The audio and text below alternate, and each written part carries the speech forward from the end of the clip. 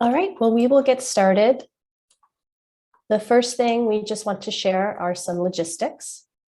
So hello, everyone, and welcome. We are providing live French interpretation during this webinar.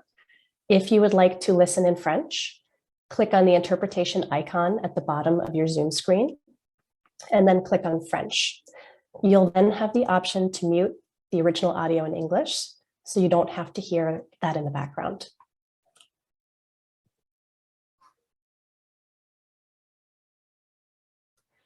You may also select whether or not you would like to read captions during the session. You should be seeing these captions automatically. If not, you can select them by clicking on the icon with two C's at the bottom of the Zoom screen. And if you wish to hide the captions later, please select the same icon again and select Hide Subtitle from the menu that appears. These captions are generated using an automatic feature in Zoom, so they might not be 100% accurate.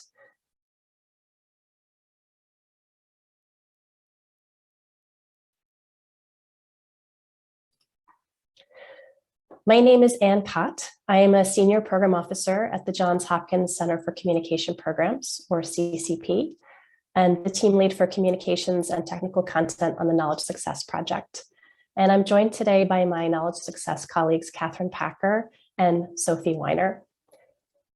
Catherine is a Senior Research Associate in the Reproductive, Maternal, Newborn, and Child Health Division at FHI 360, and recently led the development of Connecting the Dots, an interactive website exploring the impacts of COVID-19 on family planning for knowledge success, which she will be speaking about today. And Sophie is Program Officer in the Knowledge Management Unit at CCP, where much of her work focuses on using visual design to improve knowledge management and learning.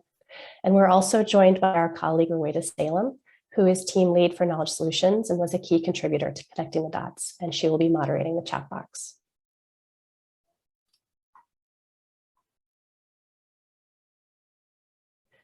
So just a quick introduction to Knowledge Success if you're not familiar with our project. We are a USAID funded project focused on knowledge management for family planning and reproductive health programs. And the production and curation of technical content is a major part of our mandate. We publish on a wide range of FPRH topics, working with USAID partners, projects, and others to draw out important lessons that are directly relevant to what people need and where they're working. And we use simple, clear language to describe program successes and pitfalls. After publishing, we monitor analytics to see what's trending on our websites, and we use that real-time data to improve user experience and deliver more relevant content. And we've learned a lot through this work about how to share technical insights and data in a way that really engages people, and we want to share what we know with you.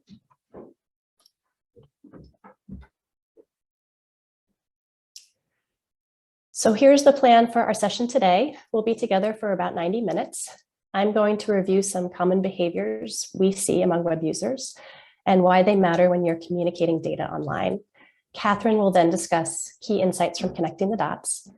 Those sections of the webinar will take just under an hour and will include a 15-minute session where we'll answer your questions.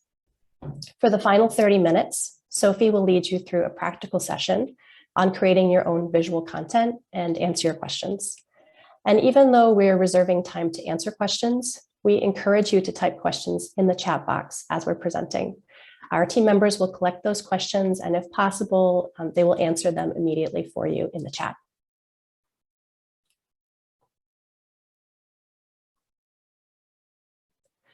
So why is it important to understand online behaviors? Because computers and mobile devices are how we find information, connect with others, and share what we know. When you're planning to share data online in the form of a data visualization, interactive web page, or even a graph within a blog post, you will be the most successful at communicating your points if you start by considering how people read online, how they absorb or process the information they read online, and what type of online information prompts them to act.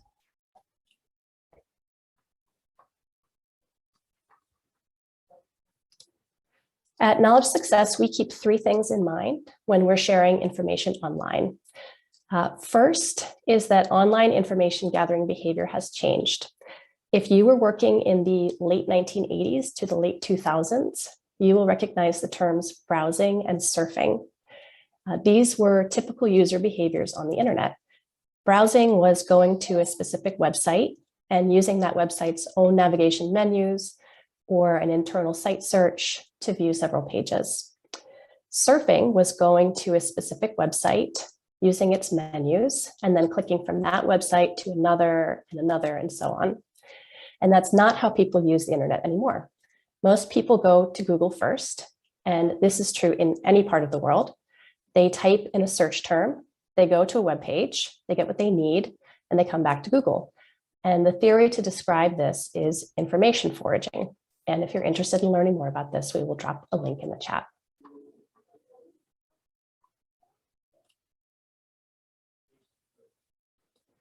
In information foraging theory, there's this concept of an information scent. And a scent is a signal that tells the forager how likely it is that a web page contains what they need.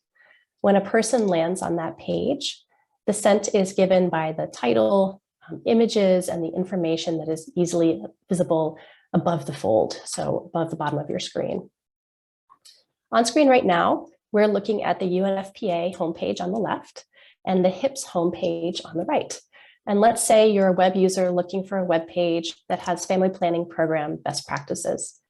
Both of these websites contain that information, but the HIPS website, which mentions evidence, impact, and the phrase, what works in family planning, right in the first two screens when you scroll, has a stronger scent to a user than UNFPA's homepage, which does not.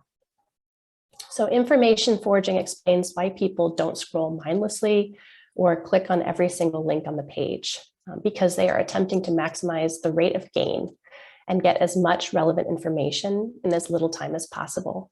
So scrolling or clicking a lot more would probably gain them more information overall, but in the user's estimation, the rate of gain ratio would decrease because the amount of information they could gain would not increase at the same rate as the amount of time it would take to get it.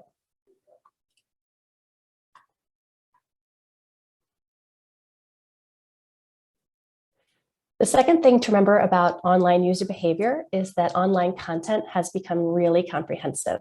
So online news articles now come with supplemental content like videos or galleries, and there has been an explosion of interactive content. And the internet has essentially erased the divide between work and personal life when it comes to our time online. What I mean by this is that people have online experiences outside their workplace context in their everyday lives. And often in their personal lives, they're looking at really interesting, engaging, comprehensive content, and they bring those expectations with them to work. And when those expectations aren't met, they are more likely to leave a web page quickly without fully processing the information there.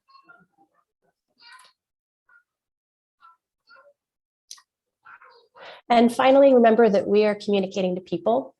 When you're designing content online, it's vital to think about people and not as their title or profession. So what do I mean by that? It's very natural, especially when communicating something technical like data, to think of our peers in their professional capacity as researchers, program designers, and people with cultivated skills and expertise. And that brings some assumptions along with it, that we can use highly technical language, that we can put up a lot of information and they will be able to process it, and that they want all that information. But actually, that's not the case. We, people working in family planning and reproductive health, are being bombarded with information every day. Our eyes are tired of looking at screens all day, and we're exhausted from pandemic-related burdens in our work and personal life. And all of these factors have a real impact on how much we're able to do and focus on in a workday. And you absolutely need to account for that as you share information online.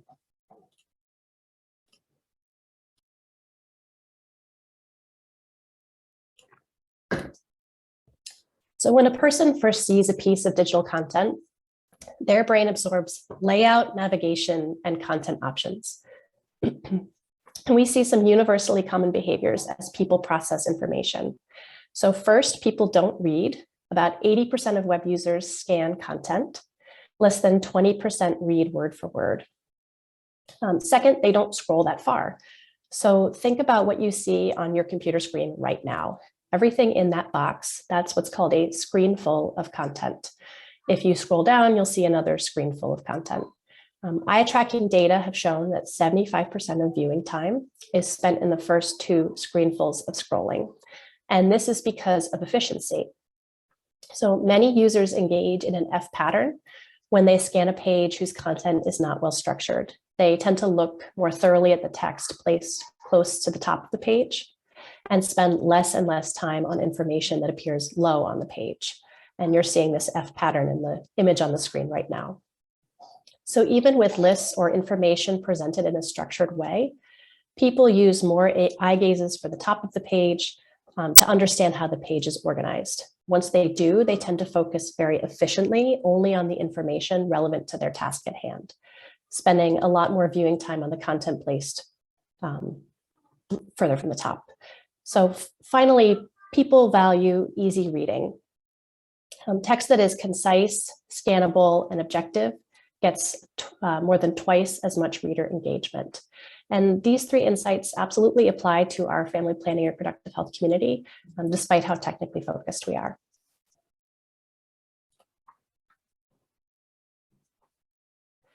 Reading online also has some negative impacts on our ability to process information. So digital reading, reading on a screen, impairs comprehension, particularly for longer, more complex texts. There's actually a behavioral economics term for this. It's shallowing hypothesis. The shallowing hypothesis is that constant exposure to fast-paced digital media trains the brain to process information more rapidly and less thoroughly. Scrolling through digital text may impair comprehension by creating spatial challenges. So when we read, our brains construct a cognitive map of the text, like recalling that a piece of information appeared near the top left-hand page of a book. But imagine if you are drawing a map of something with constantly moving landmarks and you're scrolling through a web page, that's a constantly moving landmark. It's harder for the brain to process and map words that aren't in a fixed location because we lose important visual placeholders. And finally, the LE screens that we're all looking at have a constant flickering glow and creates more work for our eyes, which causes visual and mental fatigue. And what all of this means is that the more a person has to work to process information on a web page, the harder it is for them to absorb information.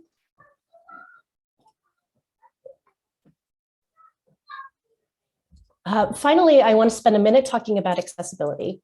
When we talk about creating an accessible web experience, we typically mean we're improving the experience for people who may have vision or hearing impairments, who may have a motor impairment that impacts their ability to move a mouse, and they may have a cognitive condition that causes an inability to focus on large amounts of information. So visual hierarchy is an important component of accessibility. Having a clear visual hierarchy on the page helps users more easily understand how to navigate the page. And Sophie will talk later about how to create a visual hierarchy. Visual cues are the elements on a web page that subtly draw attention to the areas of importance and help users interact with the site. So for example, an arrow pointing you to scroll down the page, a plus sign that indicates you can expand content. What's interesting is that people are conditioned to recognize the subtle difference between icons. So for example, we recognize that the arrows in a navigation menu will drop down options, whereas the longer tailed arrow next to see the data, as you're seeing on the screen here, is telling us to scroll.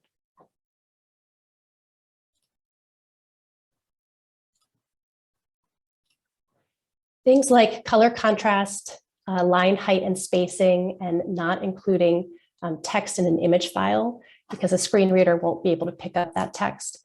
These are all things that make it easier for many people living with disabilities to scan a page and read the content. And finally, internet speed affects how quickly computers can download information. When you see an animation or interaction on a web page, it adds more elements for someone's computer to download. So you want to find the right balance. And we'll talk about what that balance is as we cover connecting the dots. And we'll also drop a link in the chat right now to a great resource on creating accessible content.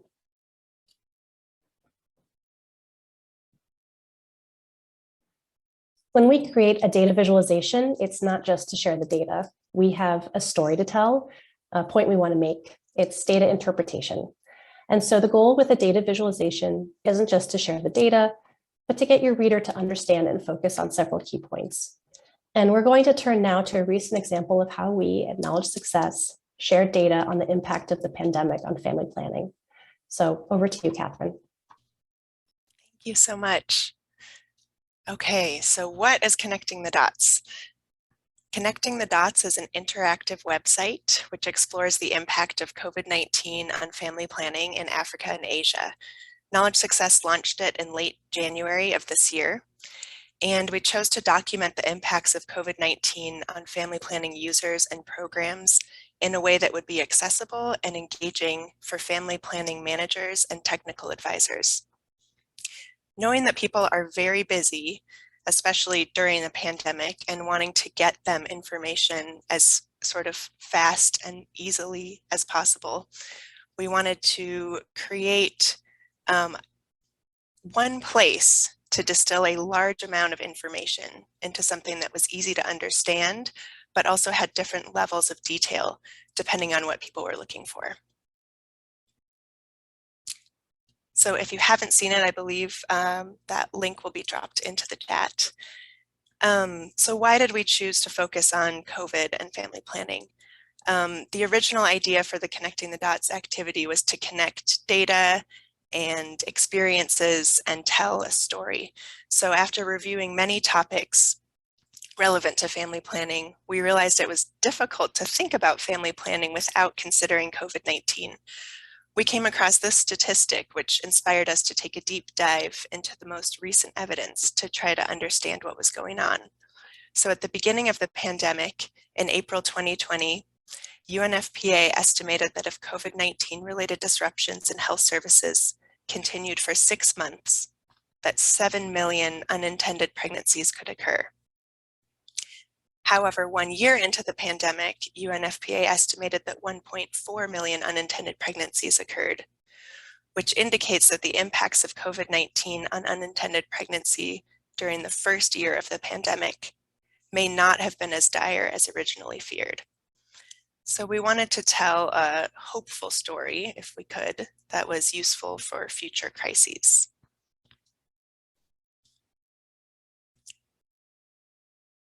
So my background is in research. So one of the first steps, of course, was to generate a list of questions that we thought program managers and technical advisors, who are a key audience around the world, had about the pandemic's impact on family planning users and programs. So we started with quite a few questions, then we honed into what we considered to be about 4 essential questions that could be answered with available information. So those questions are, did pregnancy intentions or contraceptive use change due to COVID-19? Were women able to access family planning services during the pandemic? How did family planning programs respond? What lessons can be applied to future pandemics or crisis situations? As you can see, these questions could generate a lot of complicated answers. So we wanted to connect the dots between data about family planning use, stories about program experiences, and information about how COVID-19 impacted specific contexts in an interactive way. And we wanted to share key lessons learned that could be applied to future crises and additional resources, all in one place.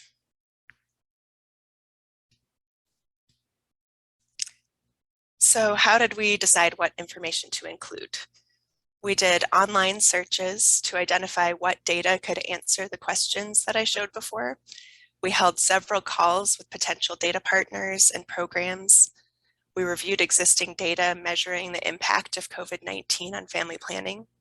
And then we chose to collaborate with PMA, who had nationally and subnationally representative surveys from 7 countries, which I'll talk about more in a minute.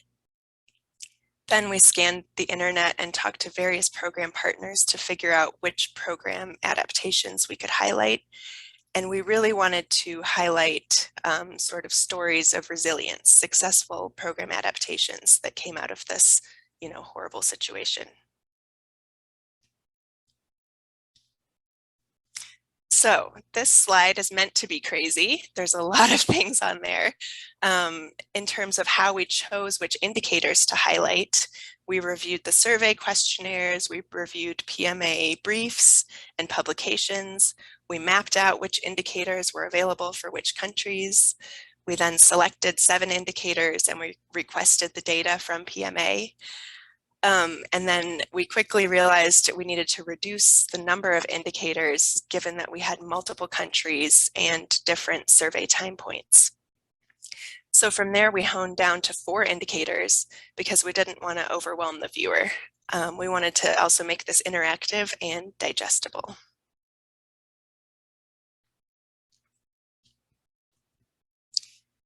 So we also did an online search and we coordinated with other projects like Research for Scalable Solutions, R4S. We checked out the IBP map, which was documenting program adaptations around the world. We connected with colleagues and we wanted to make sure that we had examples of program adaptations from different regions of the world in Africa and Asia. So my colleague Allison Bodenheimer then worked with 3 programs to document and share their experiences adapting family planning services during COVID.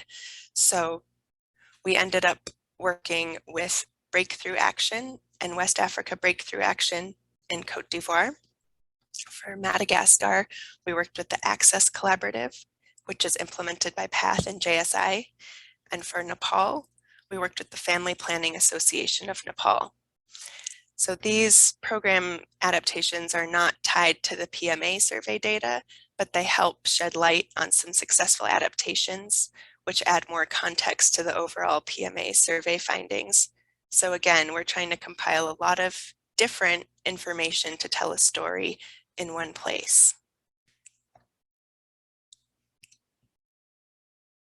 So all of this resulted in a 30-page document. Translating this into an online experience was very challenging. We spent months with lots of back and forth with layout and designers. And I would say the main theme was less is more.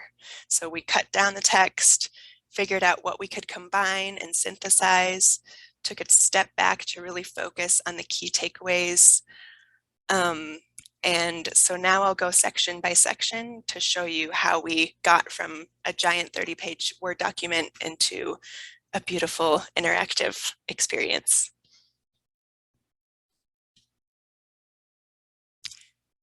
So COVID-19 and family planning are huge topics to write about. And with my research background, I'm used to writing peer-reviewed manuscripts with thorough and specific information, lots of citations.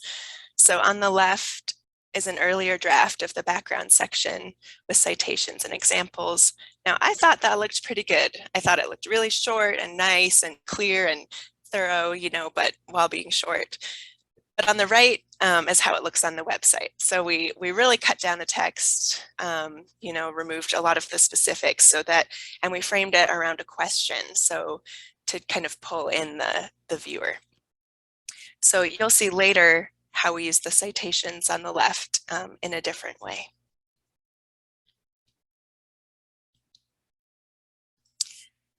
We originally compiled all the data for one indicator in bar charts, or for each of the 4 indicators in bar charts. And we wrote up key highlights and subgroup differences. That's shown on the left on the screen. We separately had COVID profiles for each country to show when the surveys took place in the context of COVID cases and stay-at-home restrictions. So this example on the right is from Nigeria. You see 3 kind of green bars coming up. That's showing when the timing of the PMA survey took place. It's showing when the first COVID case was reported. The blue wavy line is the number of COVID cases. And the purple bars are showing stay-at-home restrictions. So the idea was, we thought, women would have trouble accessing services if they were having really strict stay-at-home measures. So we wanted to show that all in one place. Then we made a major decision to present the data for each country rather than for each indicator. so that you could dive into the indicators for each country. And we put the broader answers to the questions in the key implications section. We also had a webinar last December where we showed the bar charts and the key takeaways. So we were able to use some of the information that we generated in a different knowledge management format of a webinar. So this is the after. We wanted to show as much information as possible, like I keep saying, in a simple way. We liked the idea of a map. So when you go to connecting the dots, there's a large map showing the 7 settings. And we want to show that geographic distribution of the data. And then once you click on a setting, we show the indicator data from multiple time points against the backdrop of the COVID situation in that specific context. So this is an example from Lagos, Nigeria. You can see the indicators over on the right. There's pregnancy desires, contraceptive use, switching to less effective or no method, and COVID-19 impact on contraceptive non-use. So for this one, it's pregnancy desires. The blue bars in the chart are the percent of women who reported that they changed their mind about becoming pregnant due to COVID. The orange line, sort of curvy part, is the COVID cases over time, cumulative. And then along the bottom, there's the severity of the stay-at-home restrictions. So white is no restrictions, and then darker is more restrictions. So you can click on each of the 4 indicators for each country, and then the bars move up.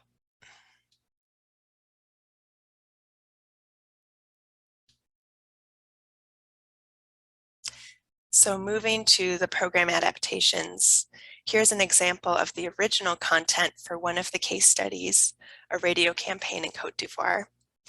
We originally wanted to show program adaptation related data also in an interactive way, but after the intensive work on those PMA data charts, mixing that with the COVID situation, we decided to take a different approach for the family planning adaptations.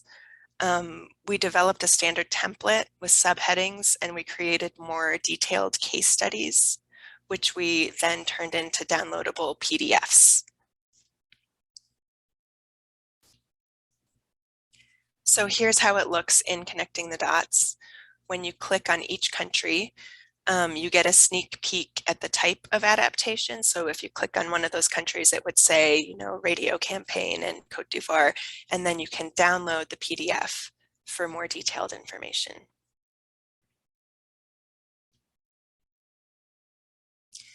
So this is the key implications section. We designed this based on the assumption that some people may just scroll down to this section and they might not have time to look at everything else, but they want to know, what are the key implications? What are the conclusions? So we balanced key questions with concise answers, but we also tried to make the answers stand alone so that you didn't have to have looked at everything else to understand these questions and answers. So you'll recognize these questions from one of the first slides, which we used to guide the whole piece.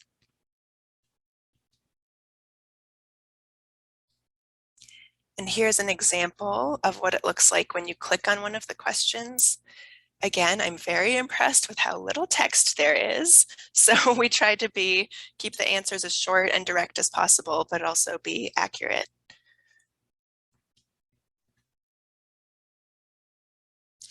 So finally, acknowledging that some people want more information, we wanted to provide additional resources. So we prepared a downloadable data sheet of the PMA data so people can do their own analyses and subgroup analyses. I forgot to mention that with the PMA data, you can disaggregate it by age, by number of children, by urban versus rural geography.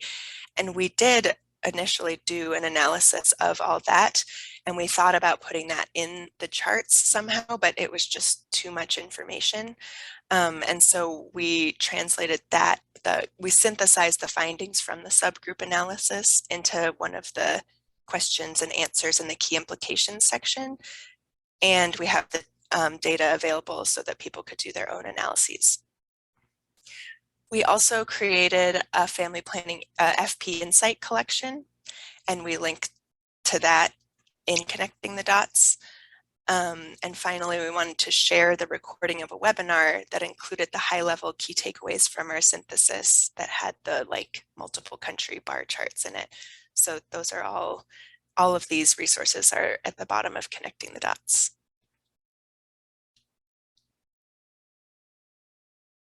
So you may be wondering where all those carefully found citations from the original background section were. So this slide shows a screenshot of the FP Insight collection that we created, and we invite you to explore this. In researching this, we came across many useful resources that we could not include in the Connecting the Dots interactive website. So it was really useful to have another knowledge management format to share those resources in. And this process was part of cutting down text and content.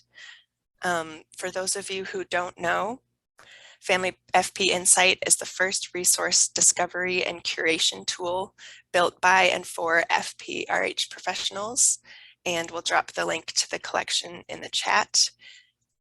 Anyone can view this collection on FP Insight, regardless of whether you have an FP Insight account or not, but we do encourage you to become a member if you're not already. So after that plug, I will turn it over to Anne because one thing I didn't know anything about was accessibility.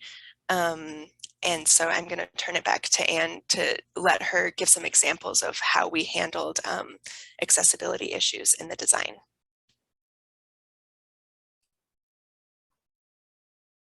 Thanks, Catherine.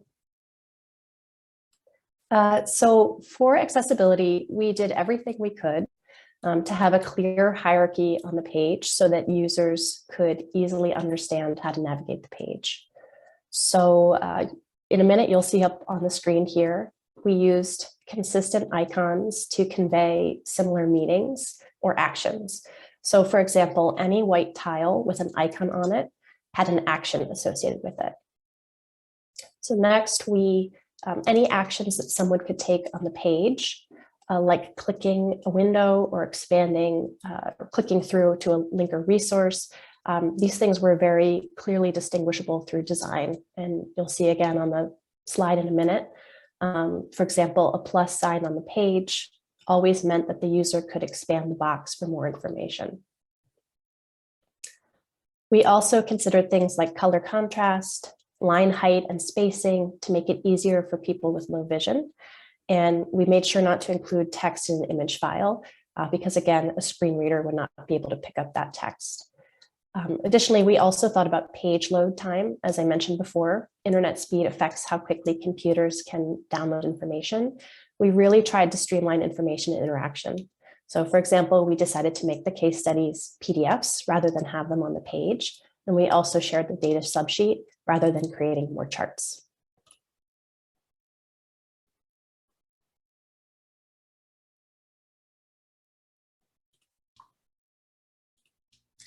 So many people think that once the product is published, it's done. I certainly used to think this, but apparently monitoring is key to ensuring you're achieving your desired results. So Anne, I would love it if you could tell us what analytics were done for connecting the dots. Before we even started design, we had a few metrics for success. We wanted people to spend more than a minute on the page, which would indicate that they're reading the data. So for reference, the average web user spends about 54 seconds on a page. We wanted them to click around on the page, which would indicate that they're exploring and interacting with the data. So this would be referred to as click rates. And we wanted them to click on links that would take them to resources. And these types of clicks are called outbound clicks because they take the user away or out from the page. So a few weeks after Connecting the Dots was published, we looked at these indicators. And the top clicked place on the Connecting the Dots webpage was the very first section called the Hero section. That's what you're seeing on the screen right now. The second highest, and you'll see this on the screen in a minute, was the carousel at the bottom. And this was a great statistic because it showed that most users were making it all the way down the page. So this is, as you can see right now, this is the carousel that you could click through. We also saw that the key implications pop-ups also got high interaction. And so you'll see that up on the screen in a minute too. And that told us that people really valued our synthesis of the data. Users clicked to the 3 case studies, data sheet, and FP Insight collection. But what was surprising was that users weren't interacting with the map.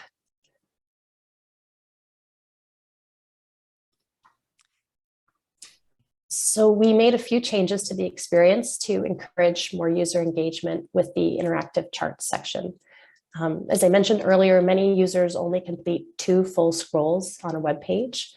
Since the map section was originally further than 2 scrolls, we made a couple of rearrangements to bring it closer to the top of the page. We shortened the introduction and we moved the about the data section below the map section that was originally above it. We also changed the title of the section from map to the data to make it really clear to users that this section contained interactive charts with different indicators and wasn't simply a map of the regions.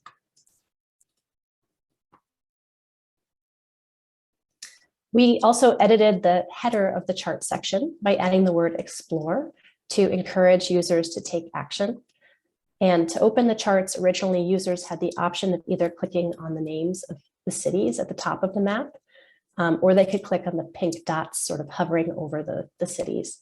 And to simplify the experience design and reduce the amount of choices people had and might be feeling overwhelmed by, we removed that first option. So now if you go to the page, you will only see those pink dots and you'll see some directive text telling you to click on those dots to see the data.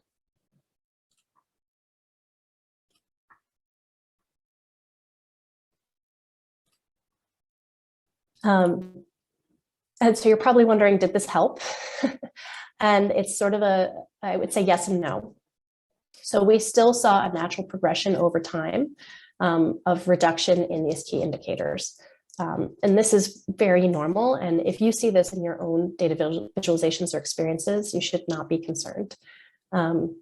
We did, however, successfully change behavior patterns. So before the changes, as I mentioned, the top clicked areas were that very top header, the hero, and then the key takeaways. But after the changes, the top click sections were still that header, but then the India, Burkina Faso, and Kenya charts.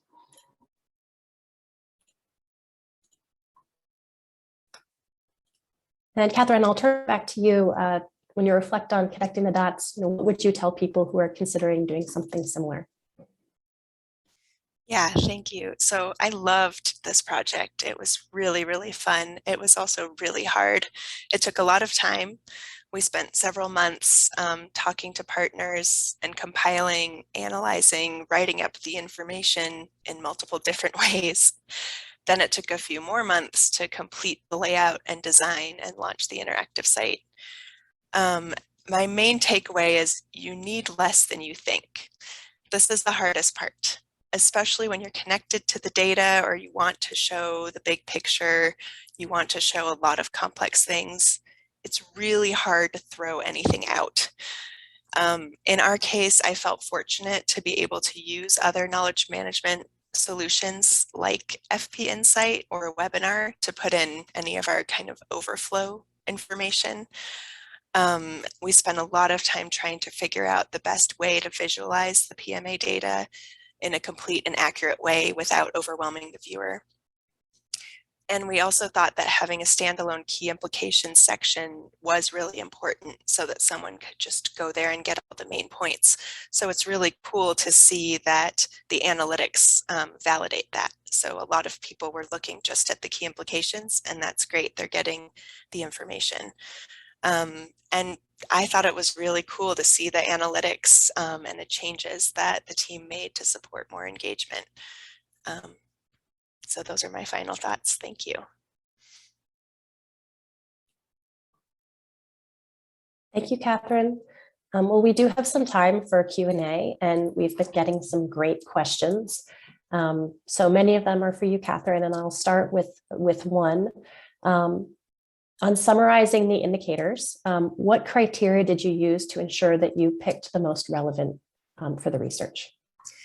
Yeah, so that was really hard because there's lots of questions and briefs and ways that you can go. We wanted to make sure that we reflected sort of, okay, well, why do women use contraception in the first place? Because they want to avoid being pregnant. So we wanted to keep one indicator focused on pregnancy desires in there.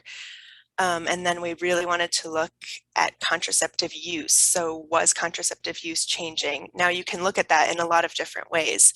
In this case, it was honed into women who were at risk for unintended pregnancy and if they were using contraceptive use. We also thought about having Sankey charts, which are charts that kind of show change over time, to look at method switching. That became too much information, so we thought a really good essential indicator on that was whether women switched to a less effective or no method. And it was really great. We collaborated very closely with PMA about this.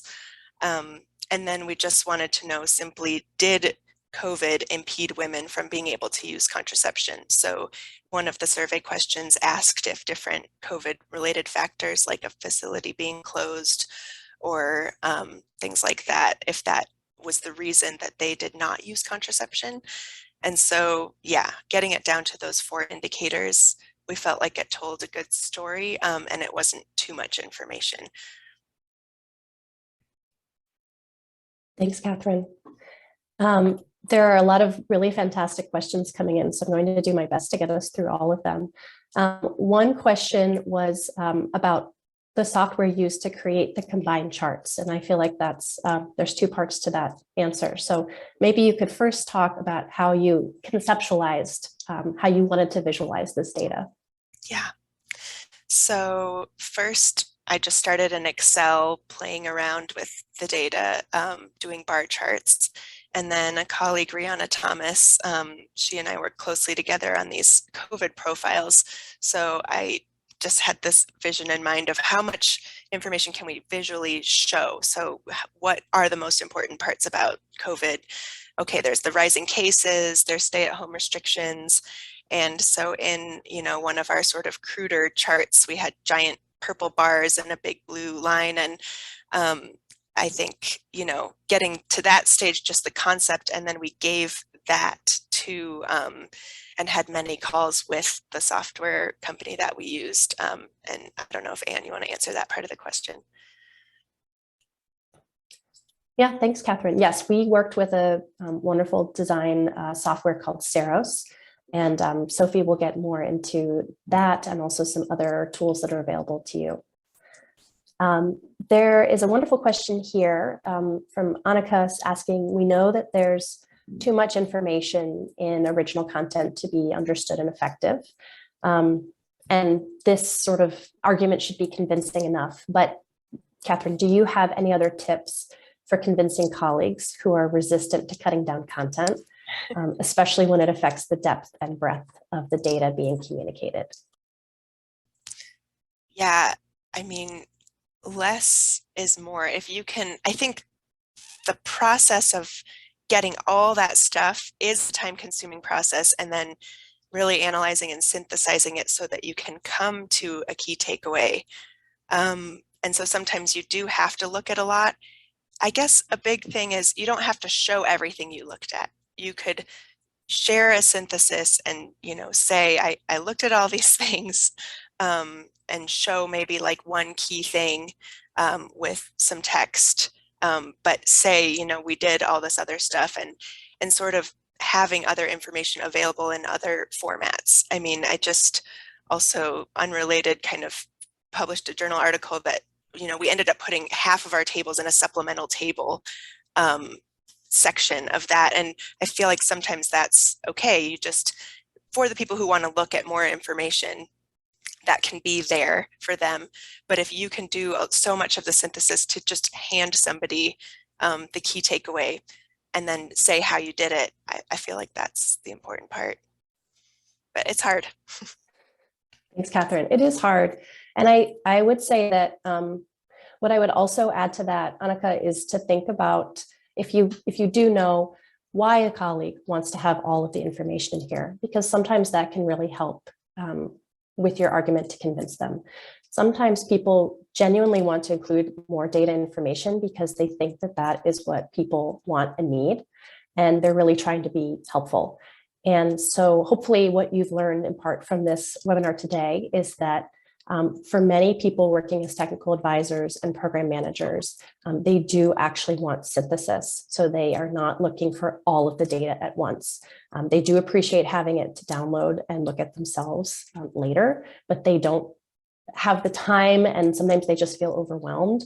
And that's kind of universally felt.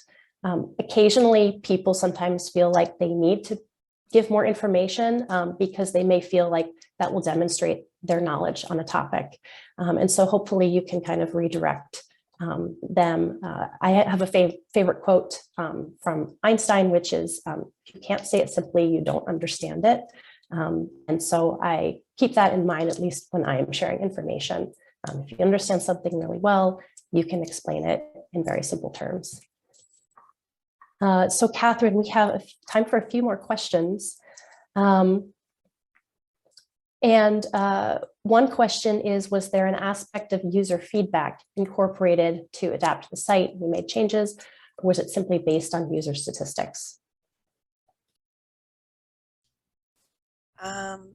I guess I don't really know the answer to that question. Do you know, Anne? I mean, I feel like the statistics you looked at kind of did measure that. But in terms of, I mean, we didn't test out in like a qualitative way. We didn't ask people besides our team working on it.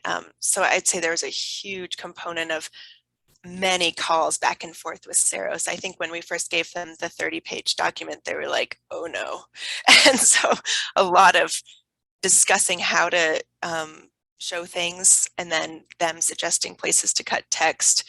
You know, the amount of text that we reduced was a lot. So I don't think we necessarily like tested it with users beyond the analytics that you shared, but we had a lot of conversations to get there. Yes, and what I would also say is that unless you are doing user feedback for a very large group, you do have to be careful about someone's personal preference kind of creeping in and influencing your design choices. So with analytics and data, we're looking at the behaviors of almost 3,000 people who've interacted with the web page, how much time they spend on the page, where they're clicking, and what they're clicking out to. And that tells us quite a bit about what people are interested in. And there's no way we could get qualitative feedback from 3,000 people. And so that sometimes why my personal preference is to look at the analytics if you can. So Catherine, a question for you. It would be interesting to hear about your personal experience as a researcher. Again, sort of shifting mindset to provide limited data points and clear takeaways. So again, anything else you'd like to share from that experience for people who are not necessarily comfortable stepping into that role of translator? Yeah, that was the hardest and most fun part. As having written many different types of mostly manuscripts or briefs, it's like you read so many things, you try to balance. In this case, I was looking at peer-reviewed literature, but also because the COVID situation was happening so fast, trying to just read a lot of different websites and figure out and have all these conversations with programs. And it was just really fun to get all that in my head, and then you know, work with a team to kind of like what Anne was saying, if you can't say it simply, like you don't really understand it. So really like kind of mastering the topic and the data, and then being able to tell someone who isn't even in your field. Like I remember trying to talk to my, you know, parents about it, and it's like finding myself reducing it so much into simpler terms.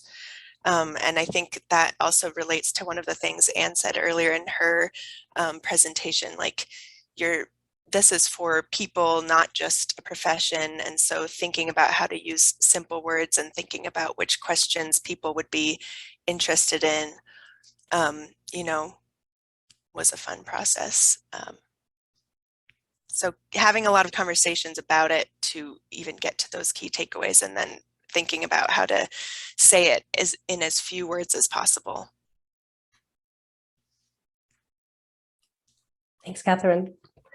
We had a few questions just on design. So does font size play a role in attracting people's attention? The answer is yes, and Sophie will be getting into that in just a few minutes. And then we also had a question about in what way did you use social media to promote the website? And the answer to that is we promoted the Connecting the Dots webpage on Knowledge Success's Twitter account. That's where we have social media presence. But we also had a lot of help from others in the family planning community in promoting Connecting the Dots. FHI 360, Family Planning 2020, IBP. There are many people who helped us promote these findings, and we're really grateful for that.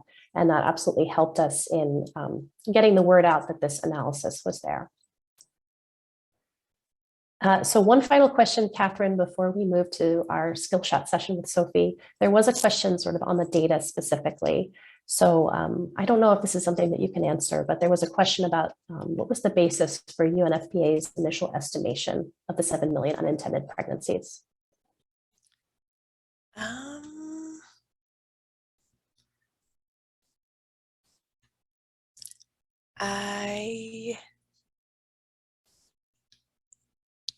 I can look into that and respond in the chat. Perfect. I Great. just need to review that. Yeah. Thank you all so much for these wonderful questions.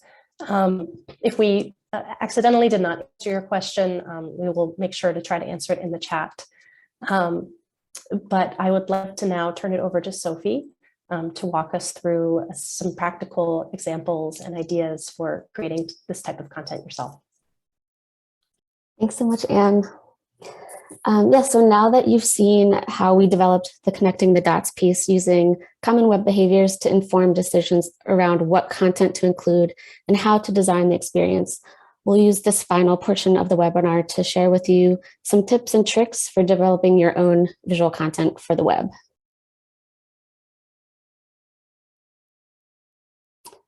But first, let's take a little step back and talk about the different reasons why you may want to create visual content for the web in the first place.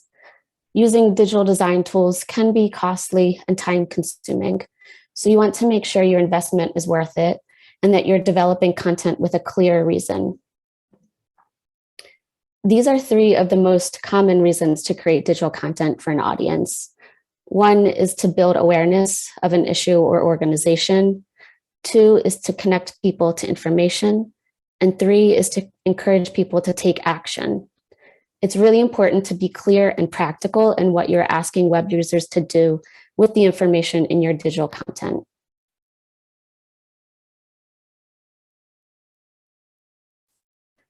When creating digital content for your audiences, you also want to consider their learning style. Everyone learns differently. Some people like to see information, some like to hear information, and some like to read information. This preference is called a learning style. Learning styles may affect how people internalize, understand, and even act on the information that they receive. Creating visual content for the web will best appeal to your audiences who prefer to process and engage with content in a visual way. According to Forbes.com, content with visuals actually gets 94% more views. So in the end, no matter which learning style is dominant among your audiences, adding images and graphics to your content is guaranteed to increase engagement.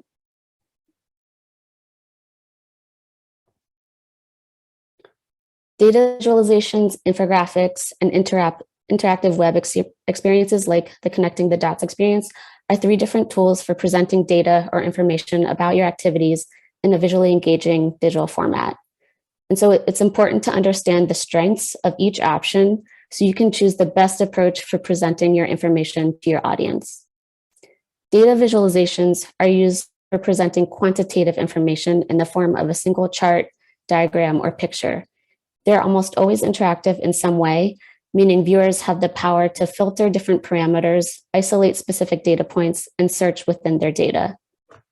An infographic is also a visual representation of a large collection of data or information. However, unlike data visualizations, infographics can include both quantitative and qualitative data. Another way of differentiating between the two is that infographics are typically static and cannot be manipulated. Thirdly, infographics typically take a narrative approach and tell a more comprehensive story compared to a single data visualization, and usually offers a subjective point of view. And lastly, interactive web experiences like infographics are also used for presenting data or information using a storytelling approach. You can incorporate data visualizations and infographics within an interactive experience, as well as other things like charts, images, timelines, video, sound, carousels, and other animated elements, as we saw in the Connecting the Dots experience. They can take the form of interactive articles or blog posts, quizzes, presentations, interactive maps, microsites, and much more. Like data visualizations, interactive web experiences are designed to be highly engaging and attractive, which can be an effective way to reach your audiences, especially in this time when internet users have very low attention spans, are easily distracted, and jump quickly from one site to the next. They're especially useful for breaking down large amounts of text and presenting it to the user in smaller bite-sized chunks so that the information is easily digestible and not so overwhelming.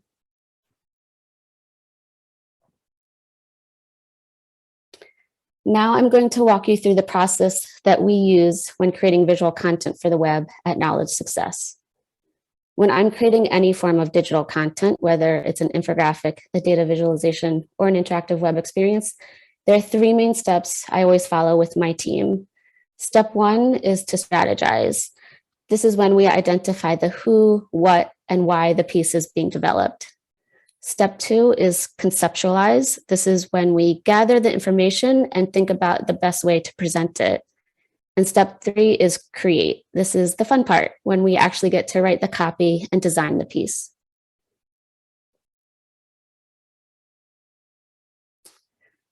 So now I'll just go into a little bit more detail for each of the three steps. At Knowledge Success, we use a content brief that helps us reflect on our strategy. A content brief can help you identify elements like who is the audience, who are we creating this for, and how will it benefit them.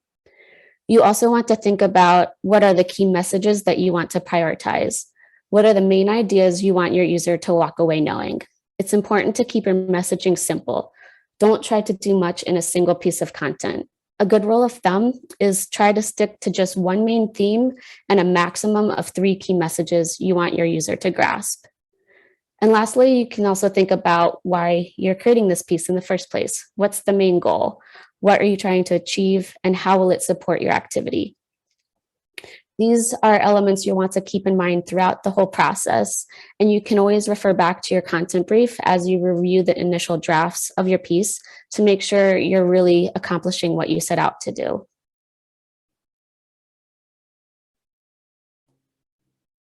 And finally, we've arrived at the create stage. I bet it feels like it took a lot of work to get here.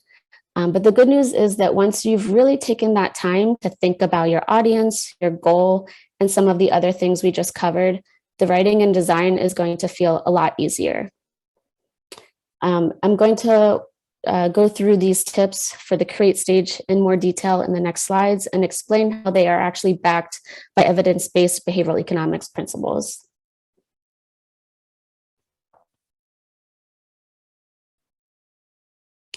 Behavioral economics explains that humans, we're not rational. We are influenced by a variety of external factors and cognitive biases in our decision-making process. And so we can use behavioral economics principles to design digital content that is visually appealing and effectively communicates the key messages we want to convey to our audiences about our family planning data. There are a whole range of different principles, but these are the ones we'll be focusing on today. Relevance and value relates to the fact that we have to process a lot of information on a daily basis coming from many different sources. That makes us most likely to interact with just the information that is most relevant and clearly of value to us. Cognitive overload occurs when too much information is presented in a way that is hard to understand.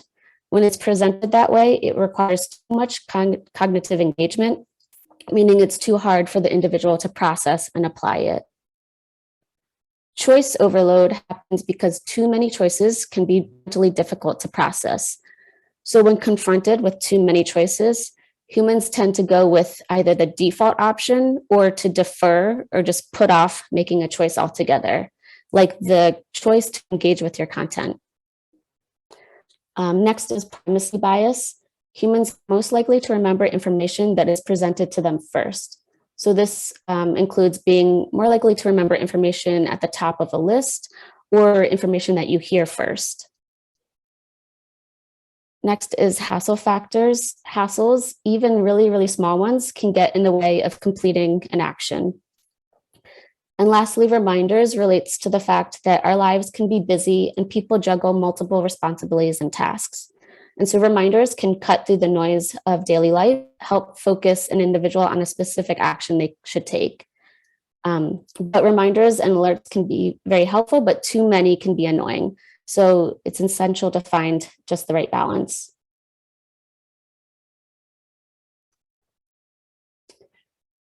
So my first tip to creating digital content is once you put pen to paper, you'll want to choose the right tone and style. Tone means the attitude conveyed in your writing and design. How does it feel or sound? Is it professional or is it more friendly? Whereas style is the mechanical or technical aspects of your writing. Style helps you achieve the tone that you want. Style includes things like language and grammar, sentence length, and the types of words you use. It also involves how much of your personality you include in your writing. Is it a more clinical style, or are you writing from your personal point of view? It's important to match your tone and style to your intended audience. The goal is to make the content engaging and relevant. For example, when writing and designing for a donor audience, you may want to use a professional tone and choose words and imagery that resonate with their investment priorities. Meanwhile, when communicating with another audience, let's say it's a group of adolescent peer educators, you'd use a completely different tone of voice and set of vocabulary or visual elements. In order to determine tone and style, you can ask yourself some questions before you start writing and designing your piece. For example, how does your audience speak and what terms are they familiar with?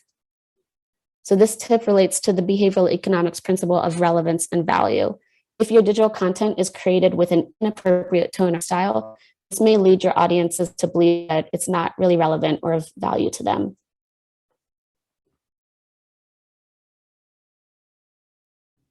Tip 2 is to use clear, noticeable headings and subheadings in your digital content.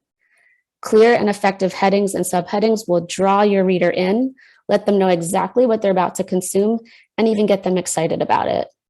Headings and subheadings also make it easy for people to quickly scan your piece and find the content that they're most interested in. Another way to ensure that your information is easily digestible is by keeping the content short and sweet. Online users prefer fewer words and shorter scrolls. Use the digital experience to give them kind of just a taste of the good stuff and then leave them wanting more. And as we talked about, you can always link out to other sources for more information like we did in the Connecting the Dots experience. These tips using clear headings and subheadings and simple, concise text that is jargon-free, this all helps to reduce the concept of cognitive overload. And as a reminder, this is when too much information is presented in a way that is hard to understand and apply. Another way of battling cognitive overload is the method of decluttering and focusing content. Decluttering involves making graphs look cleaner so that the audience can more easily process the information. Whereas focusing highlights the information or trend that the presenter wants people to notice. For example, making one bar red and all of the others gray. These work best when used together, and the visual we're looking at right now on the screen is from a study that proves this. A research group at Northwestern University here in the United States conducted a study with American college students. They found that using the two methods in combination did help people grasp the chart's main takeaway more clearly.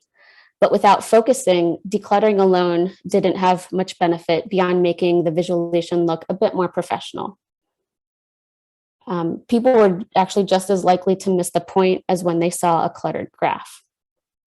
And so the graph on the far right was the most effective as it reflects both decluttering and focusing in combination.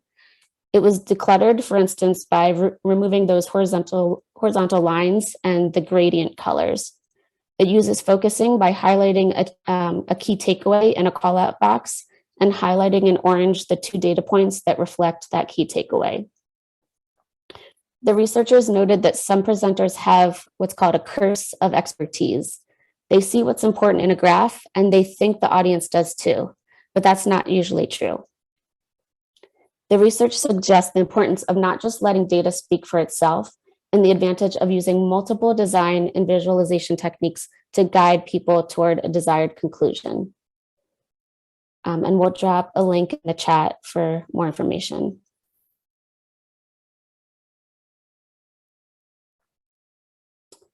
Tip 3 is to prioritize the most interesting points up top. As we've seen, online users get reading fatigue quite easily and often stop reading word for word after the first 2 paragraphs. So front-loading the piece ensures that the most important information is digested.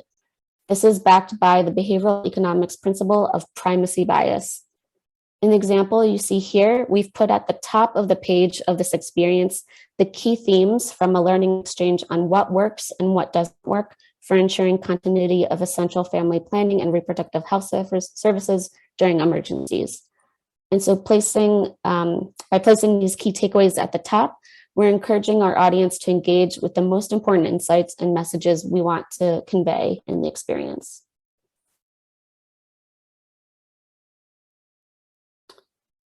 When you arrange graphic elements of your web content by order of importance, you're using a method called visual hierarchy. Visual hierarchy in web design creates a visual structure that facilitates understanding and guides the user. In visual hierarchy, there is a rule. If every element appears important, nothing will seem important. Visual hierarchy serves as a way for the eyes and brain to rank the information you're consuming.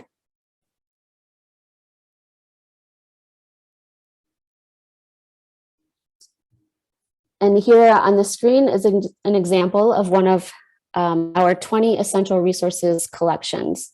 We created the 20 essential resources collections to address the challenge that family planning professionals are often presented with too many choices when it comes to what resources to consult, leading to choice overload.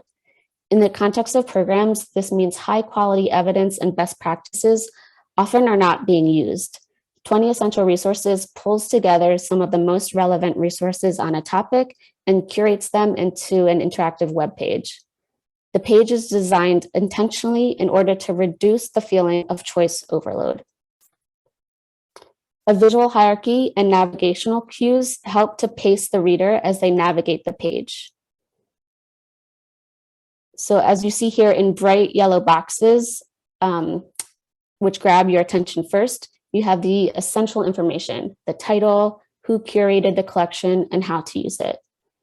The resource tiles are the next most obvious visual, with an emphasis on the resource title and details button. And then there's other information included on the page, for example, resource categories and formats indicated by color coding and icons. And we'll drop a link in the chat to our 20 Essential Resources collections homepage.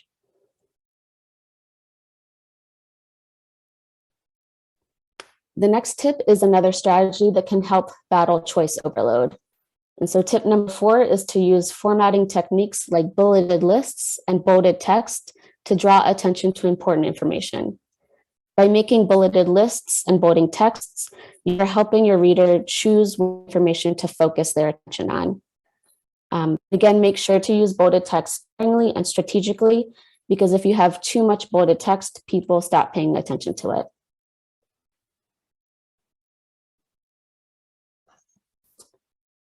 Tip number 5, if you're using interactive elements in an interactive experience, make sure the user understands how to engage with them.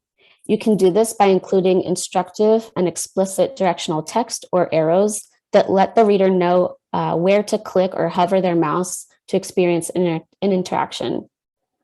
In this example on screen, we have directional text letting users know to click on these collapsible tabs to the right to expand the tabs and read more information.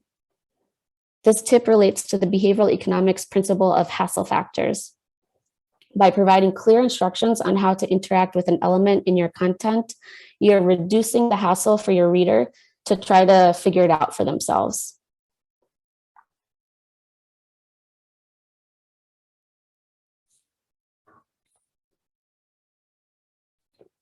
And finally, tip number 6 is to provide a clear call to action.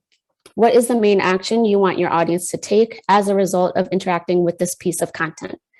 Is it to download a resource, to register for an event, to contact or connect with someone on your project? Make sure that your call to action uses action language, it is visually clear, and it is easy to find. Use design to make it stand out, for example, by using contrast and white space. You can even add your call to action in multiple places within a single piece of content to ensure the reader will see it and engage with it. Including multiple points to engage in a single call to action appeals to the behavioral economics mechanism of setting reminders.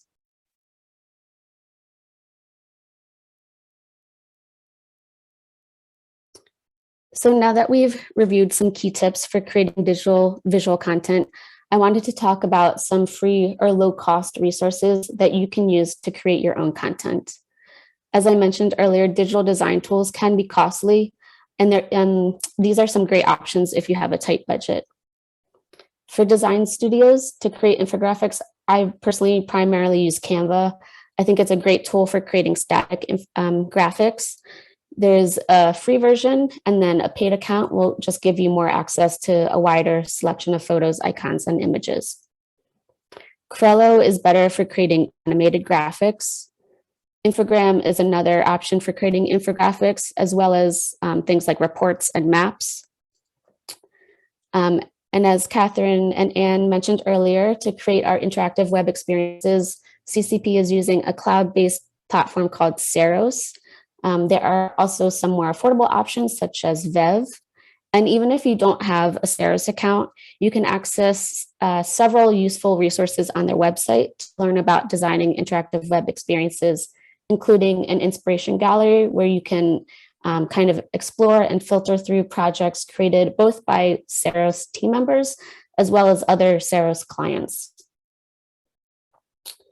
For icons, there's Flat Icon, where you have the option to download the icon as a PNG or as a vector file if you'd like to manipulate it yourself in some way, like changing the colors.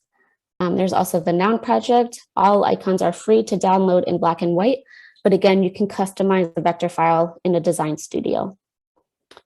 For photos, I often rely on Images of Empowerment, Unsplash, and Flickr. There are several global health projects that house photo collections on Flickr, including the World Bank, the Gates Institute, and FP 2030. And you just want to make sure that you credit photos correctly. And then lastly, for videos at Knowledge Success, we often use platforms like Vyond and Adobe Creative Cloud Express.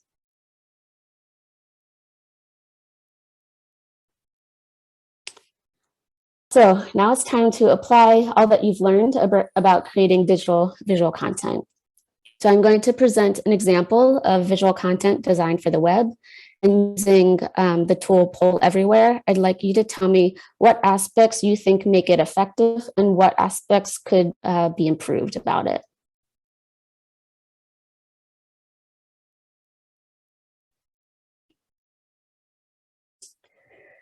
So here's our example. It's a static infographic with information about COVID-19 to consider when going back to school. So my first question is, what are some elements about this infographic that are working well? To submit a response, you can go to pollev, POLLEV.com/SophieW550. So SOPHIE W550.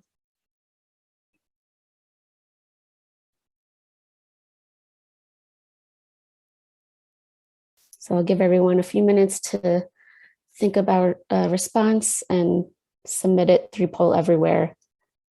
And if you're having trouble with poll everywhere, you can feel free to just submit your answer in the chat. And Anne has provided a link in the chat as well.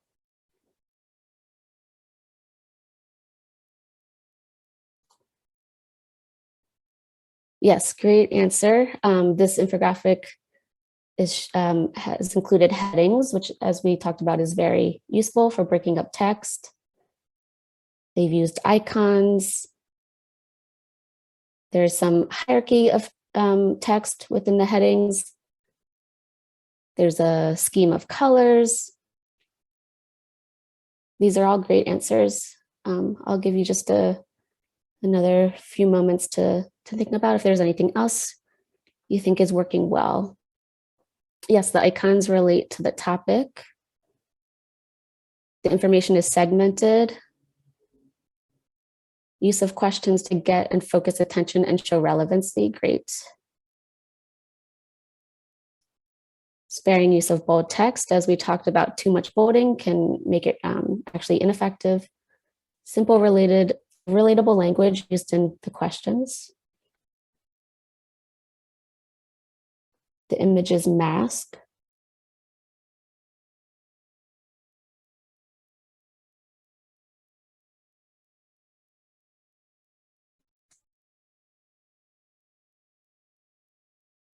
I see in the chat, we have an answer in French. There's lots of colors and lots of text. There's grouping of ideas. A clear message is visible, even zoomed out. Emphasizes what is most important. Color differences for different focus. Yes, I see a negative comment. We'll get to that in the next slide. So hold off on what you think could be improved for the next question.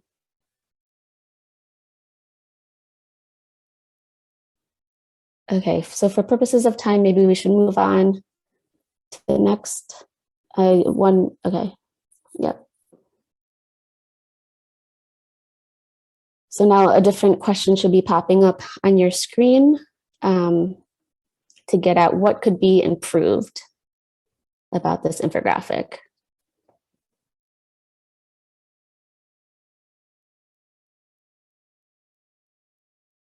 I see in the chat, someone says that it's too busy. We want to reduce the amount of text. Less color, too busy, more white space. Using icons with greater purpose, not just decorative. Definitely reduce text amount, increase text size. Yes. These are all great answers. Some photos of a school setting.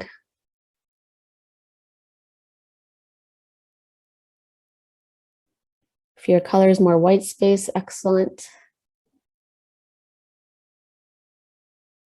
Too many colors.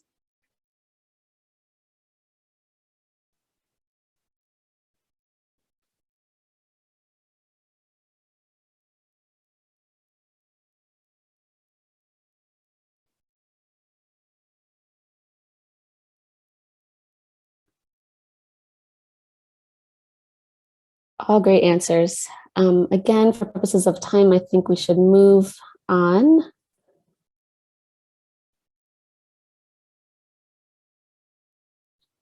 So that is the end of our Skillshot section. I'll pass it to Anne for Q&A. Thank you so much, Sophie. And I would encourage everyone to ask questions in the chat for this Q&A period. We have about 10 minutes for Sophie to answer your questions. But Sophie, while you were presenting, there was a lot of questions and interest about behavioral economics and its applications, both in family planning, but also to design.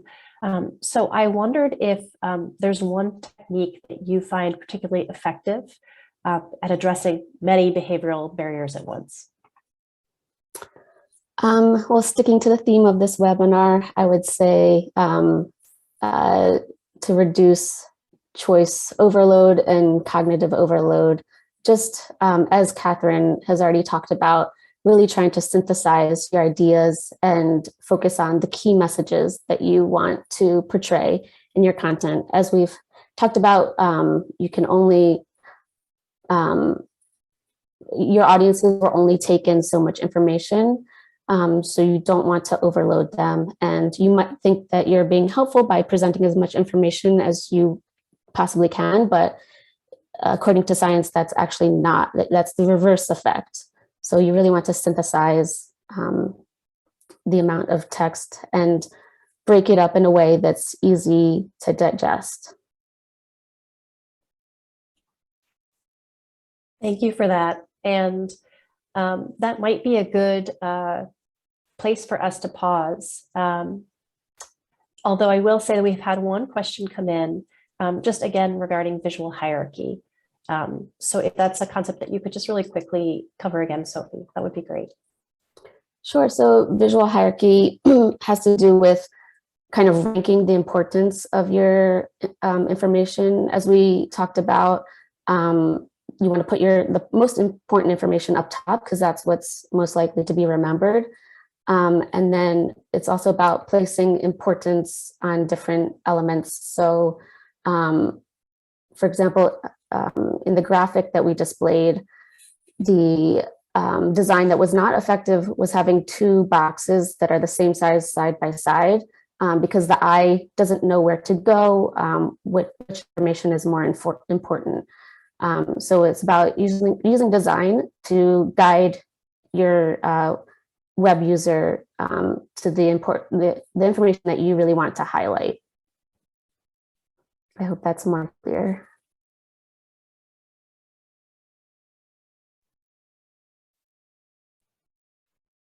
Sophie, there is one question that actually came up much earlier in the presentation, but is really relevant to what you've presented right now. Can you recommend any easy to use, low cost software to build a resource library in a similar format? I think this might be referring to FP Insight, but you are a user of FP Insight. Maybe you could explain a little bit more how that collection works. Sure. So FP Insight was created, inspired by Pinterest, if people are familiar with that platform, as a place to store resources so that you don't have to like search through your own browser or to also get inspired by resources that other colleagues have found helpful. So it's a platform for housing lots of useful resources in one space and kind of chunking them up by different topics so that they're easy to find. Thank you. Thank you for sharing that description of FP Insight. And we do hope everyone will check out FP Insight. And in fact, we do have several collections curated by both Sophie and me on content creation and communications that are relevant to this webinar.